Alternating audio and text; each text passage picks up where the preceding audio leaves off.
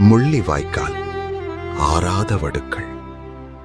வரலாறு என்பது வெறும் வெற்றிகளால் எழுதப்படுவதில்லை.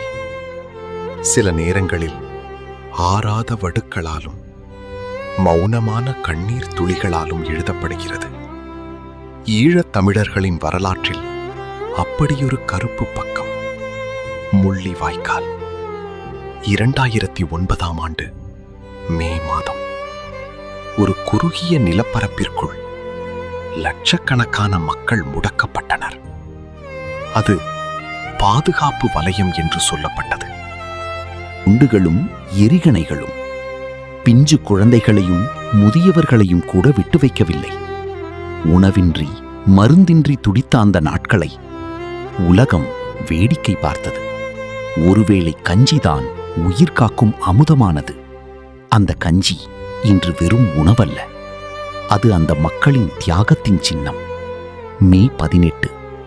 ஆயுதங்கள் மௌனிக்கப்பட்டிருக்கலாம், ஆனால் அங்கிருந்து கிளம்பிய நீதிக்கான குரல் இன்னும் ஓயவில்லை. ஆண்டுகள் பல கடந்திருக்கலாம். முள்ளிவாய்க்கால் தமிழர்களின் வரலாற்றில் என்றும் அணையாத ஒரு நினைவுச் சுடர்.